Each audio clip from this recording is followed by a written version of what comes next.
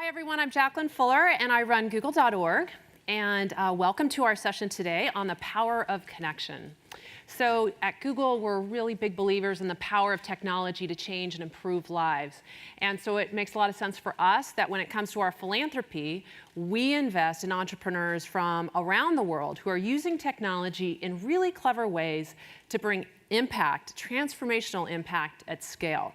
So I want to take a few minutes today to talk about some of the technology trends that we think are most promising, most ripe to help push social impact. And I want to highlight just a couple of our partners who are doing this. So the three trends that I'm going to mention, probably not a surprise: mobile, the crowdfunding movement, and big data. So let's take a look at mobile. This is one we hear most about, right? But it never ceases to amaze me that this little handheld device that is also my little cheat sheet, my little teleprompter, right? This computer that we all have in our pockets is more powerful than all of the computers that NASA had to send 2 astronauts to the moon. And it's not just the rich and powerful and the elites who now have access to this, right? 90% of folks in the developing world now have cell phones. And the power of those cell phones is improving. So for example, Motorola just launched a new phone, more affordably priced. And that phone, targeted to emerging societies, the affordable phone, is actually more powerful than the phone that the tech elites had access to just 2 years ago. So the movement is definitely towards getting the power of mobile increasing and getting it out to everyone. And it's particularly interesting to see and look at the research on the power of mobile for some of the most disadvantaged citizens and for women and girls in developing countries.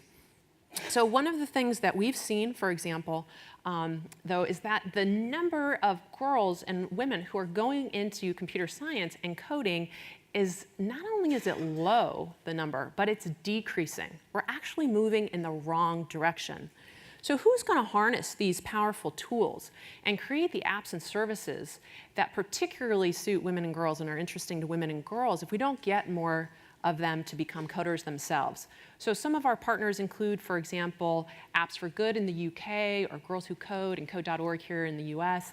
And these partners are creating movements where they're showing girls, because girls are very motivated by the idea that they can use their skills to change the world. So one of the keys of getting more women and girls into computer science is helping them make that connection of everything and the power that they can do harnessing these kinds of tools. So that's mobile. Second area is this whole crowd movement. So we have a partner in the UK, Zooniverse. Has anyone ever used Zooniverse's platform?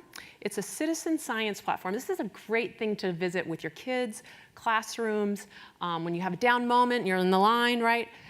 So basically, they've created this phenomenal platform that allows anyone, anywhere, to help scientists from around the world to solve some of our biggest research challenges. So for example, you can go on Zooniverse, and in your spare time, you can be taught how to identify cancer cells from healthy tissue, and you can contribute towards a project that's helping to do correct dosing for breast cancer. So they've had more than 1.6 million slides already classified just by everyday people. Another example, they've got an application called, oh, I see someone's nodding and smiling, thank you. There's another one called Planet Hunters. That's a lot of fun. Kids love this. That teaches anyone in just a few minutes how to identify exoplanets. Well, so Planet Hunters has had more than 100,000 people participate, and those folks have already identified more than 24 new planets just from everyday citizen science.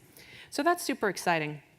Another trend that we're seeing in this area in harnessing the power of the crowd is platforms to enable what people want to do, right? So technology at its best just disappears. Technology at its best is an elegant solution that allows humans to do what they want to do. Well, you know what humans want to do? We want to give, and we want to connect. So you're going to hear from Give Directly, some of our partners who have figured out how to use mobile and technology to identify and then also provide just a frictionless flow of capital. We have other partners such as Kiva or Vitana, who specialize in creating platforms that allow us, just everyday citizens, the crowd, to fund investments in either business loans or educational loans, and connect with a person, person to person. So this is a huge move that's disintermediating other organizations and groups, but bringing on tens of millions of new funders into the space. So the last trend that we think is particularly ripe, you hear a lot about, is big data and the power of data visualization. So for example, just this week in Science Magazine, there was an article about a Google product that was incubated at .org called Earth Engine.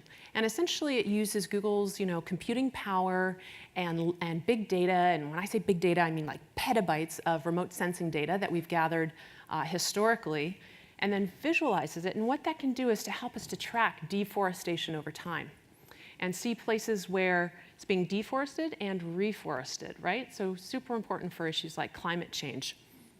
So another big data example is in the area of clean water. When we first looked at that area and thought, well, what could we do to make a difference here?